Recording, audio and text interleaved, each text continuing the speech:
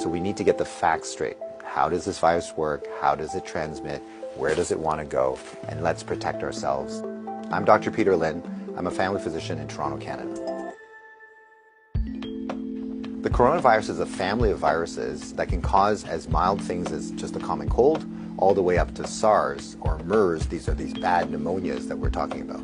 And basically what these viruses are, they look like a tennis ball with all these spikes sticking out of it. And depending on the type of spike, it allows that virus to attach to certain places. So some viruses, they have the spike that attaches to your nose. So basically you just get a common cold.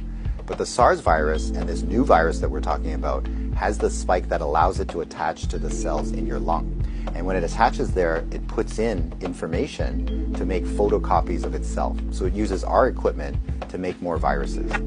I'm declaring a public health emergency of international concern over the global outbreak of novel coronavirus. Most of the coronaviruses live in animals. In this particular case, it was from Wuhan. There was a fish market where they were selling live animals. And the thought is that the virus was in a live animal, then it crossed into a human. But then what we found was that people were getting sick in terms of healthcare workers, in terms of family members that were looking after them, which now meant that the virus can pass from human to another human. Just like all viruses, it needs to reach a target, which is your lung. And it has to get there with your help. It has no feet and no wings. So therefore it needs us to move it there. So that's why we keep saying, don't hang around sneezy people because you're going to breathe it in. And don't touch your face because that's how the virus is going to get in. The masks are helpful, but they're not necessary because they're leaky. The ones that you and I buy basically have pockets here, so therefore the virus can get in. What the masks really do is they stop us from touching our face. If you're sick, we tend to mask you, so therefore you're not spewing out the viruses to other people sitting around you.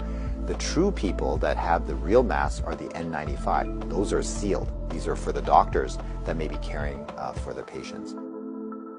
So in the beginning, the coronavirus will cause kind of like flu-like symptoms or a cold. So people just get the stuffy nose, that kind of thing. But you'll understand that as soon as that virus starts manufacturing in your lung cells, they're producing all these copies of the virus, all of a sudden now you kill the lung cells. So now you can't exchange oxygen. And that's why one of the early symptoms is people get very short of breath and they tend to have a difficult time breathing, and that's why they end up in hospital. So currently, unfortunately, we don't have a direct treatment for the coronavirus. So we don't have a medication that can kill it off. And so it's really supportive. So in other words, the patient can't breathe, we give them oxygen, help them to breathe. They can't drink, so therefore we give them fluids to support them. Their kidneys begin to shut down, we help them with all those things. So it's a very supportive process. This is a new virus that we've never seen before. So our immune system, our army, are having a hard time figuring out what to do. So usually what we have to do is we make something called antibodies. So these are things that can grab onto the spikes that we see on the virus, and it will get rid of the virus for you, and that will actually bring you back to good health. So therefore the elderly may have a worse outcome, and of course the young children. So the babies, their immune system is not so good either, so they may not make those antibodies as well. So just remember, your hands may be with virus. Virus cannot hurt you because it can't get through the skin, but the moment I do this, now I've brought the virus right to where it wants to go. So let's remember not to touch our hands to our face. So let's say you think that you might have been on a plane or you might have bumped into somebody that has it. What should you do? So the first thing is to contact a healthcare worker to tell them that potentially you have it. If you're feeling symptoms and you're going to go into a facility, call ahead. Okay, so whether you're calling the paramedics or whether you're calling the hospital or your doctor, just mention that you were on a flight. If you don't have any symptoms, then what we do is a little bit of a self-quarantine. In other words, we can just keep you away from other people, and so you don't go into parties, don't go with your friends, don't go into public transportation.